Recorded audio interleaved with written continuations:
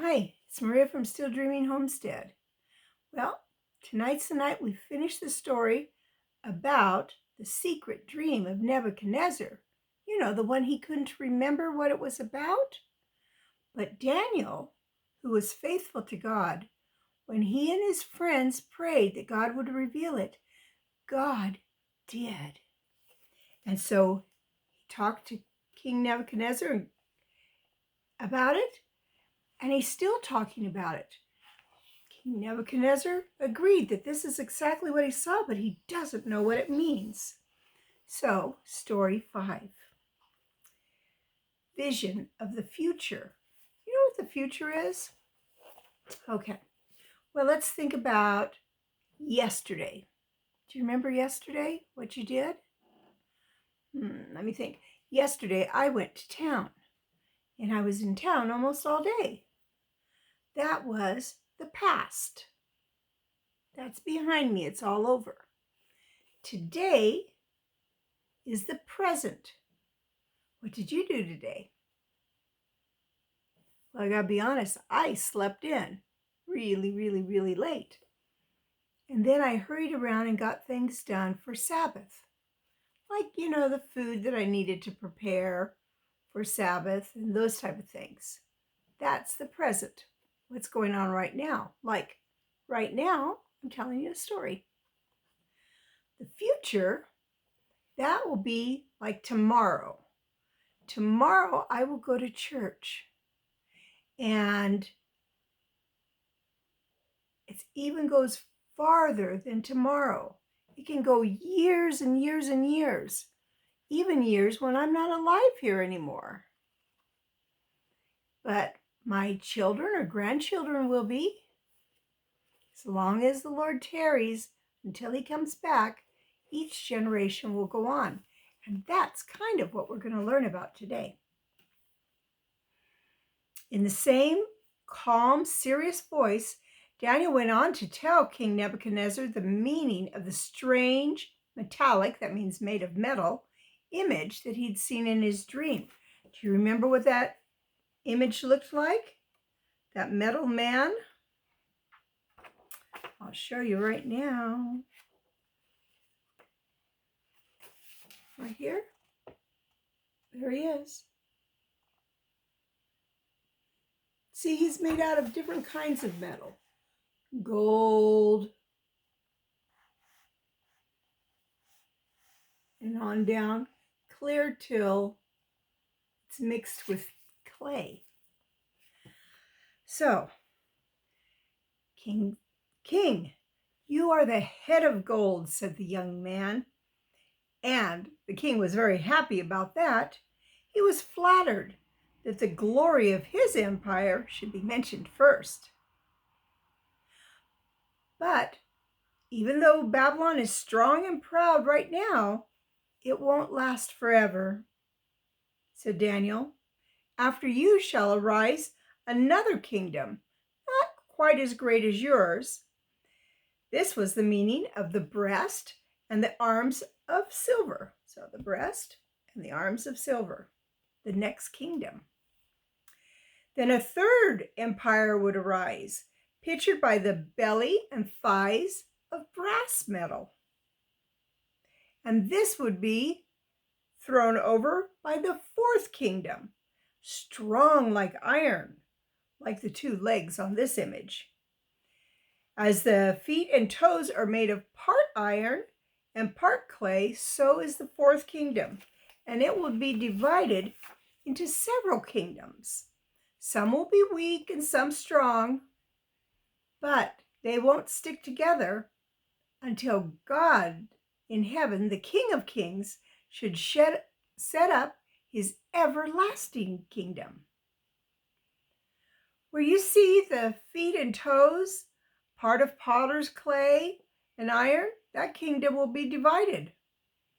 They can't stick to each other like iron and clay can't stick to each other. And in those days, the King of Kings, the King of Heaven, God, will set up his kingdom, which will never be destroyed. And the kingdom shall not be left to other people, but it shall break into pieces and consume all the kingdoms, and it shall stand forever. That's what that big rock was that came. It broke up all those kingdoms because none of them had worked. God was going to set up his true kingdom. That's what that would never ever go away. And that's when that rock grew bigger and bigger to a mountain and then took up the whole world. As Daniel talked on, Nebuchadnezzar, he forgot that he was even sitting on the throne because he was imagining what the future would be like.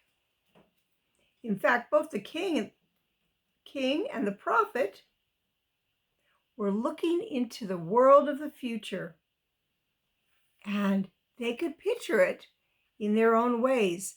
Maybe these kingdoms would come because of battles, terrible wars, and each one would go on. On down the ages they peered until the mighty Roman Empire divided the nations of the world. I'm going to tell you the names of each kingdom, what they stand for. Okay. The gold head, that was the kingdom of Babylon that King Nebuchadnezzar had. And then the silver part, that was the breast and the arms, that would be Medo-Persia. The brass towers, those are the bellies, that would be Greece. And the iron, that would be Rome. On and on down the ages they peered until the mighty Roman Empire divided into nations of modern Europe. They saw these nations fighting each other in a terrible and great war, as strong men tried in vain to unite them into one whole great again. And this is a picture of what it might have seemed like when they were picturing what the future would look like. Then in the days of these kings, that is in our day now, they saw something tremendous happen. Suddenly their eyes were drawn from earth to heaven, and there in the sky they beheld a great fiery glow as the King of Kings came down with mighty power to bring all earthly empires to an end. Oh, what a wonderful vision this was. And they must have been so thrilled. And this will be what it's going to look like, kind of, when Jesus returns. See all the angels that are coming out of heaven to the earth? And they were imagining what that would look like.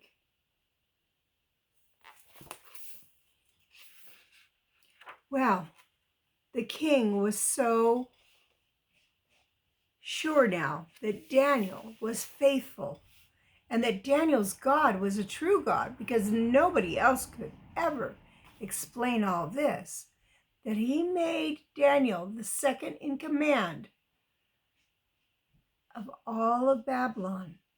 And so Daniel got to take care of his people, the children of God, until it came time for them to be set free. Because if you remember, they were taken as slaves. Wow. Let's see. When they were taken as slaves, it must have seemed like everything was lost. Nothing good would ever happen again. But God was showing not only the king what was going to happen, but Daniel what was going to happen, and that one day they would be set free, and the new kingdom would be from the King of Kings and the Lord of Lords. It would never end. It would be a wonderful kingdom.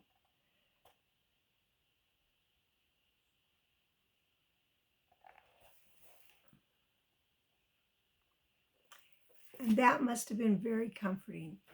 Comforting indeed, because they hadn't known that there was any hope ever again. And it's important for us to have hope. And we can have hope because this is true. One day, Jesus will come back again, and he will set up his new kingdom. It will be wonderful, and it will be beautiful and peaceful. I look forward to that, and I look forward to meeting you there. All right, it's Maria from Still Dreaming Homestead. I want to pray blessings on you and yours, in your house and out of your house, in the day and the night. Whatever you do, keep dreaming. Good night and happy Sabbath.